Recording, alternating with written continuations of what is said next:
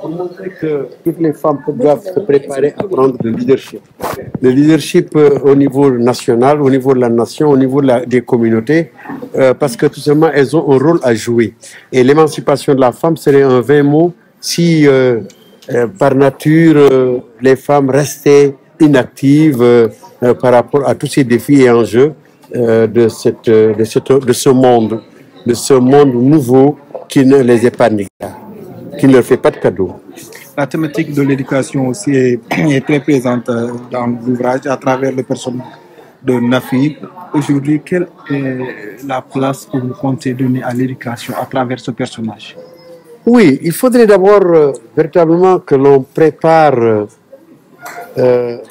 les enseignants, qu'on les prépare, qu'on arrête cette mascarade de recrutement d'enseignants, comment on les appelle encore, vacataires, d'enseignants qui n'ont pas de contrat, qui ne sont pas formés ou qui sont formés un peu à la légère. Comme Nafi du reste, elle a bénéficié d'une formation, comment dirais-je, accélérée, qui lui a permis tout simplement d'intégrer le rang des institutrices. Mais en fait, c'était oublier les caractéristiques principales, les caractères de cette jeune fille qui en voulait tout simplement et qui véritablement voulait rendre service, voulait faire de l'humanitaire à son niveau. Et là, c'est une volonté personnelle, c'est pas la recherche du gain, ce n'est pas la recherche d'une carrière, c'est plutôt ce volontariat qui n'est pas ce volontariat qu'on fait pour chercher de l'argent. Vous pouvez revenir sur le titre du livre, pourquoi le choix du titre? Oui, la soldate, parce qu'elle s'est battue. Elle s'est battue d'abord pour avoir un emploi, déjà.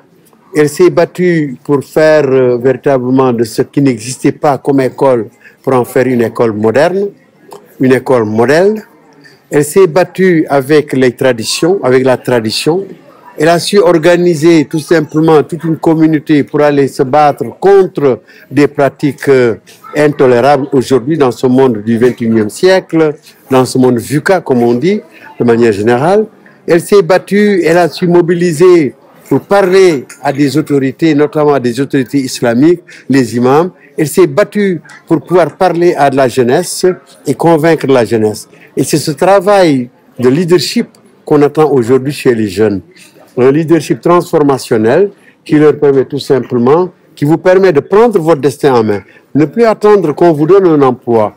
Créez votre emploi. Cherchez à valoriser ce que vous savez, ce que vous êtes. Et je pense que Nafi est un exemple, est un modèle qu'il faut donner tout simplement à la jeunesse d'aujourd'hui. Voilà, on y va. On y va. Waaw, tey nga publier ouvrage bi nga xamante ni yaa ngi koy wooye Nafi Soldate. Est-ce que mën nga ñëwaat ci déjà lan moo war a nga tuddee ko noonu ak rôle personnage bi nga xamante ni mooy Nafi. waaw ñu jot a joué foofu. waaw jërëjëf ci laaj bi nga ma laaj bi am na solo lool.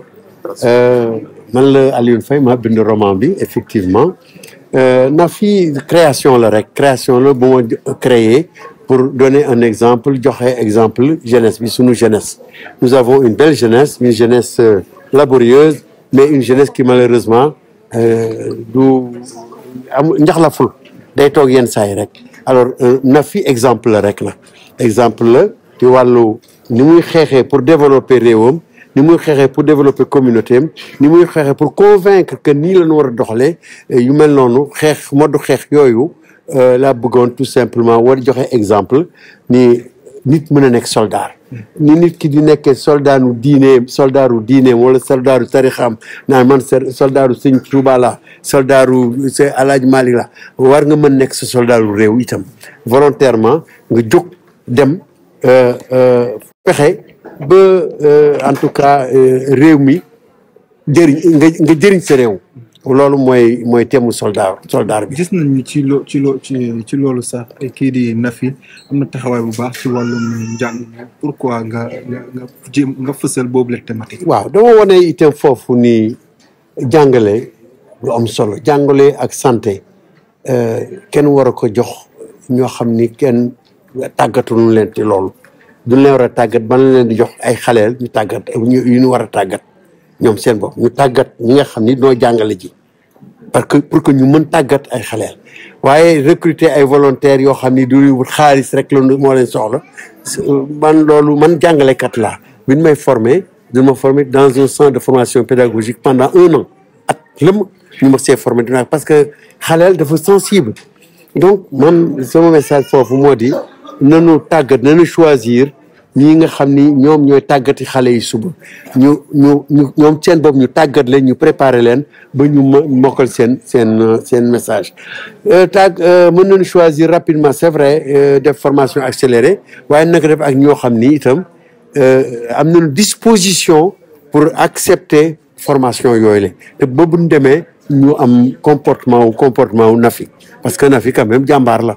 parce que école boo xam ne dara nekk fa nga fexe ba defar ko ba def ko ba ñëpp di naw la ci loolu nga def sa ouverture des classes na nga xam ni kenn mosul gis mode ouverture boobu le loolu ay imagination la ay innovation la ay innovation yooyu rek loolu la ñu soxla ci jeunesse bi li ñu soxla ci jeunesse bi mooy leadership boobu le nga mën jiit nga mat jiit ñëpp mën la topp ci parce que sa xalaat leer na sa xalaat rafet na sa xalaat yenu na maanaa nga mën jiite nit ñi yóbbu leen bay régler ay problème noonu la na fi def ba ji seen teeg imam yi toog wax ak ñoom ba convaincre leen noonu la def ba woo jeunesse bi yëpp indi leen concert defar leen ba jeunesse bi mën ko déglu loolu la ñuy attendre léegi loolu la ñu xalaat léegi ni noonu la ndaw Sénégal war a comporter wu comme Nafi ah Alioune Faye maa ngi ànd ak suma soxna ñaawul bi macha allah merci beaucoup merci beaucoup Alioune Mawa Faye Aliou Mawa Faye